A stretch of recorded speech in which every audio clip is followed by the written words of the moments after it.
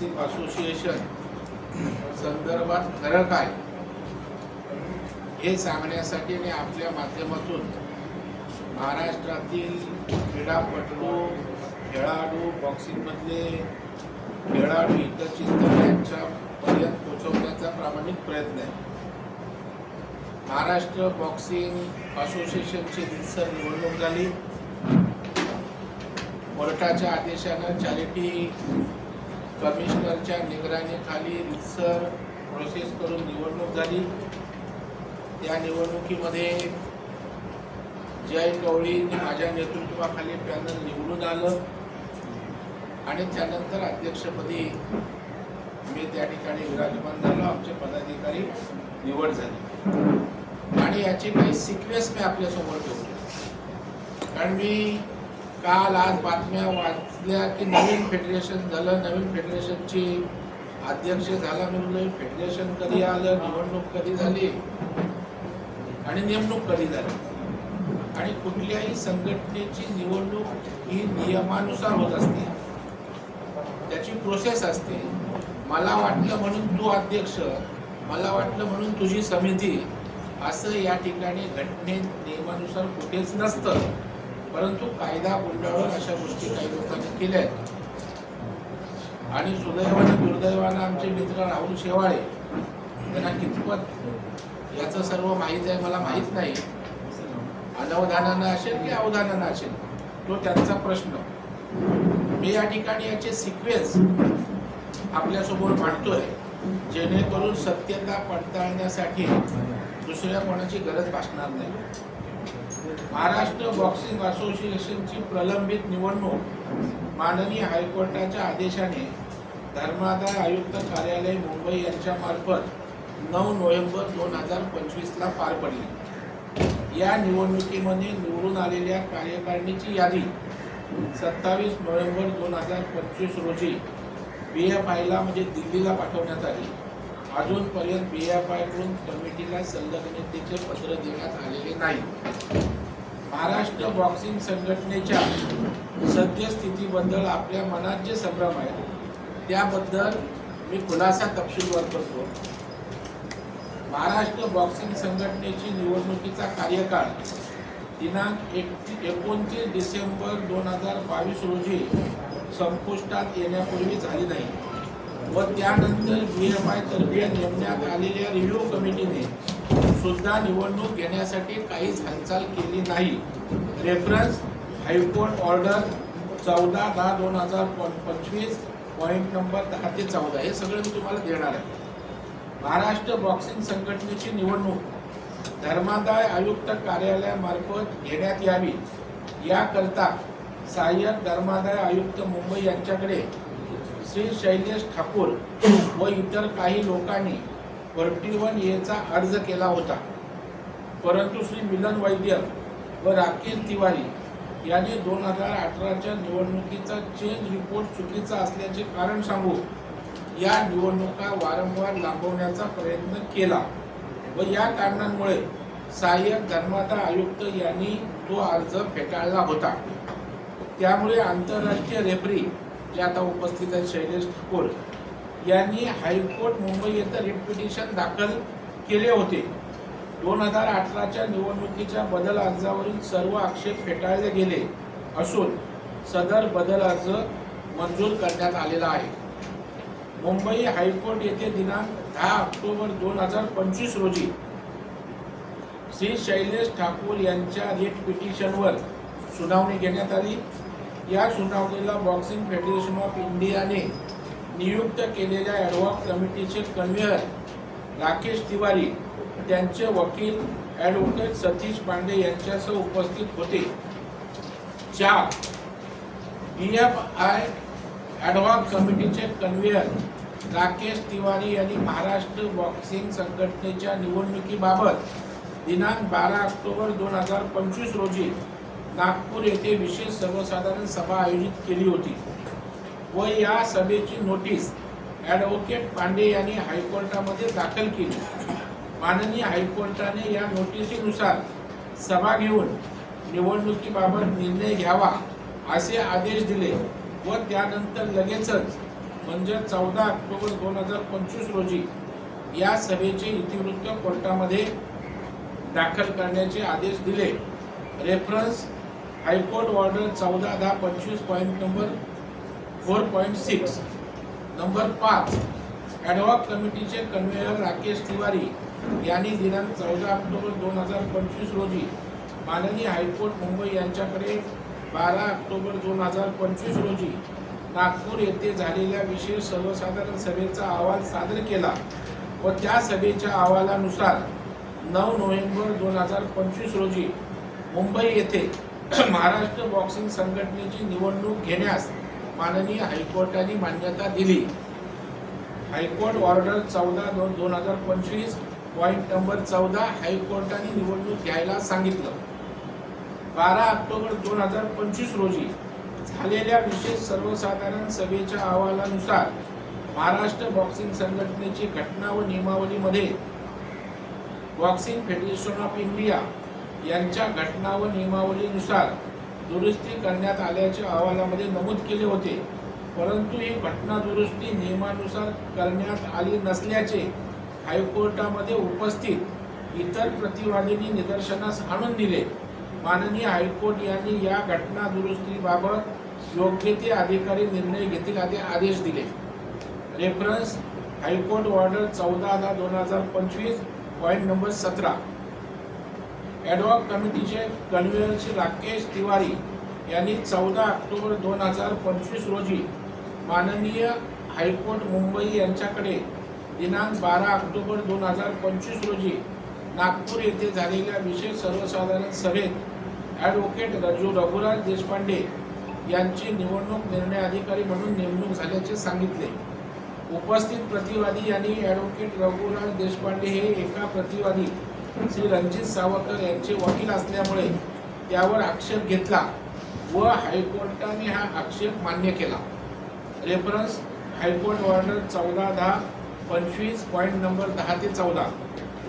Ad hoc कमिटीचे conveyor Rakesh Tiwari व त्यांचे वकील ॲडव्होकेट सतीश कुमार पांडे यांनी सदर निवडणूक धर्मादाय आयुक्त कार्यालय मुंबई यांच्या मार्फत घ्यावी असे सुचवले. पण विरोधक तिवारी यांच्या वकिलांनी व हायकोर्ट येथे उपस्थित सर्वांनी या प्रस्तावाला मान्यता दिली. त्यामुळे धर्मादाय आयुक्त कार्यालय मुंबई यांच्या मार्फत महाराष्ट्र बॉक्सिंग संघटनेची निवडणूक 9 नोव्हेंबर 2025 रोजी घेण्यात यावी असे आदेश माननीय मुंबई हायकोर्टाने दिले. Reference order 14/10/25 point number 15. 9 number, BFI ad hoc कमिटीचे कन्व्हेयर राकेश तिवारी यांनी निवडणुकीकरता मतदार यादीमध्ये त्यांचे नाव नोंदवले. त्या मतदार यादीत त्यांचं नावही येतं व ते नाव निवडणुकीच्या अंतिम मतदार यादीत कायम होते.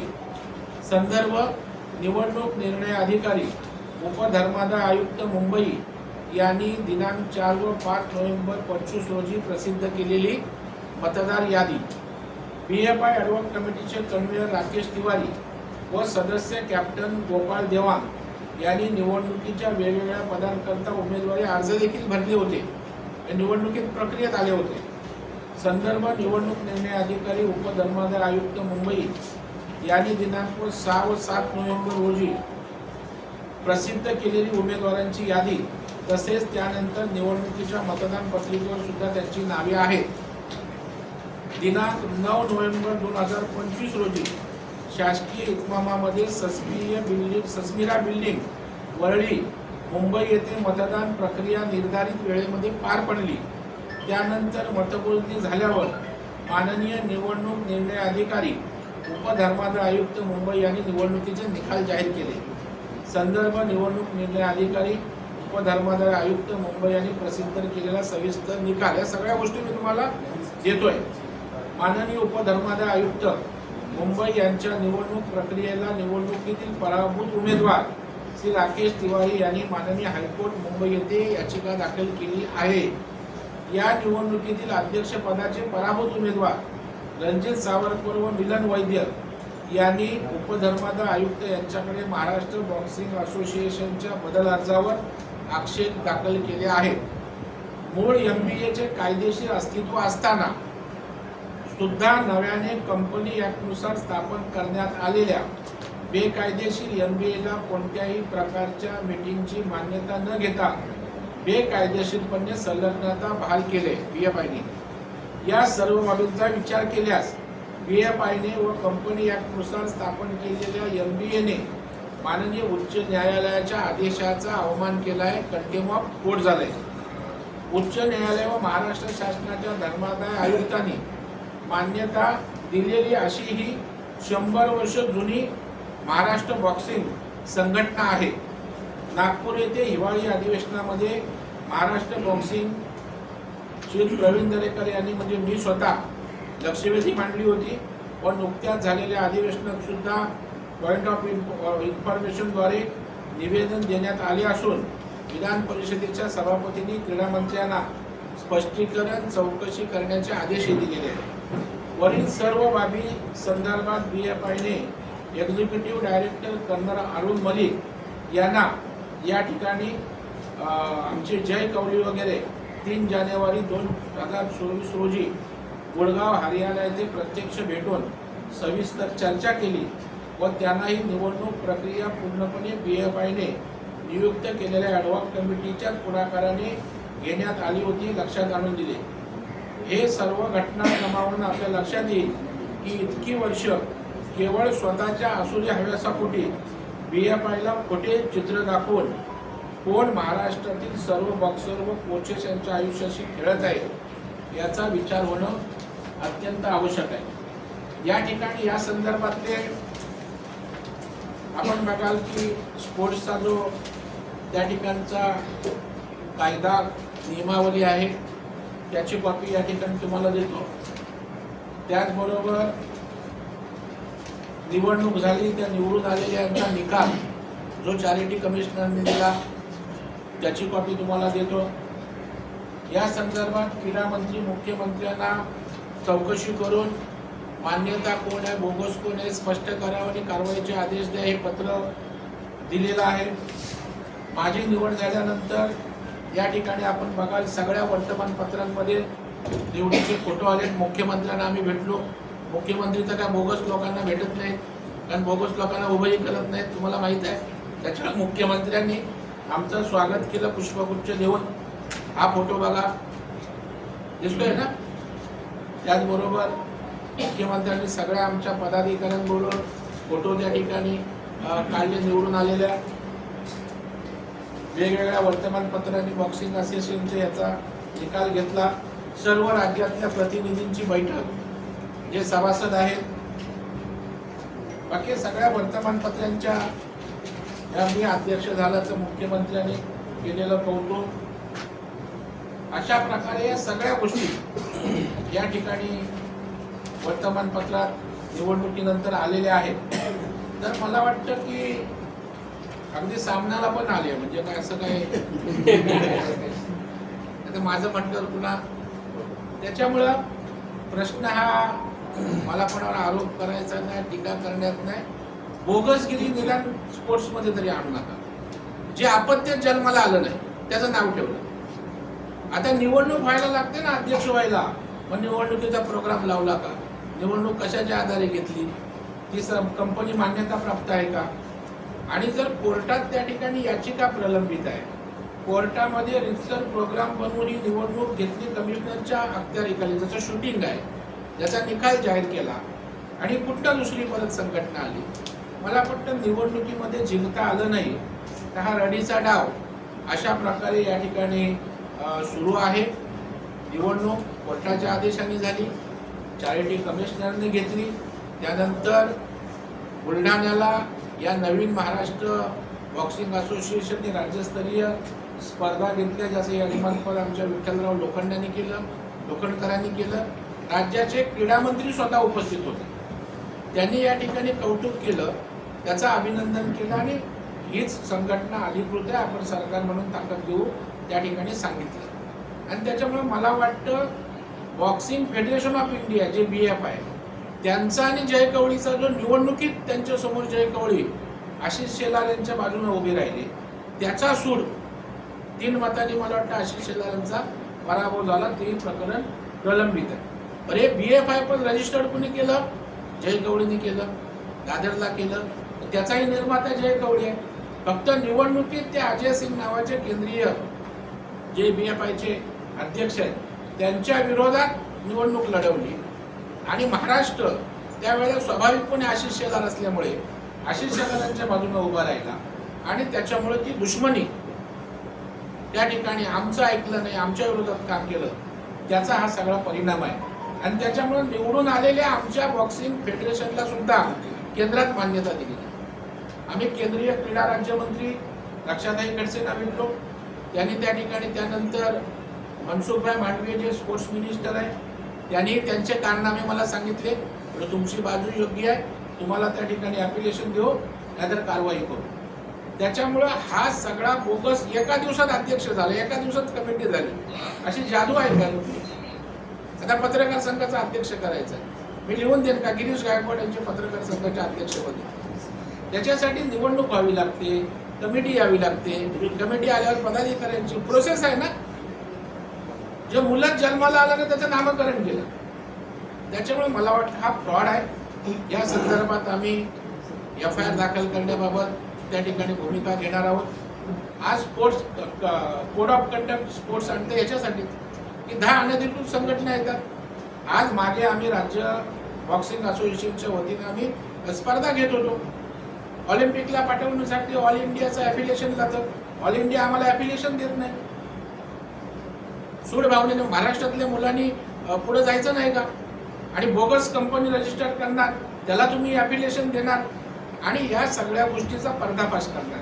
मला त्या अध्यक्षपदाचं कौतुक नाही, या सर्व मंडळी त्या क्षेत्रात काम करतात. बॉक्सिंग असोसिएशनमध्ये महाराष्ट्रातली मुलं मुली आल्या पाहिजेत, या भावनेतनं मी काहीतरी करू शकतो, या भावनेत तेवढ्यापुरता माझा रस आहे. पण ह्यांचं दुकान आणि ज्या काही दुनियादारी ह्याच विषयावर चालत होत्या आणि त्याच्यामुळे मला वाटतं क्रीडासारख्या क्षेत्रात तरी अशा प्रकारचं दळभदी राजकारण कोणी आणू नये. रीतसर झालेली बरं निवडणुकीचे फॉर्म भरले, उमेदवाऱ्या केल्या, याचा अर्थ त्या निवडणुकीमधले हे सहभागी लोक होतील ना. त्याच्यामुळे मला वाटतं का पूर्णपणे बोगस दुसरं फेडरेशन ते स्थापन झालेलं आहे, बोगस प्रकारे अध्यक्षाची नियुक्ती आहे, त्याला कुठलाही कायदेशीर आधार नाही.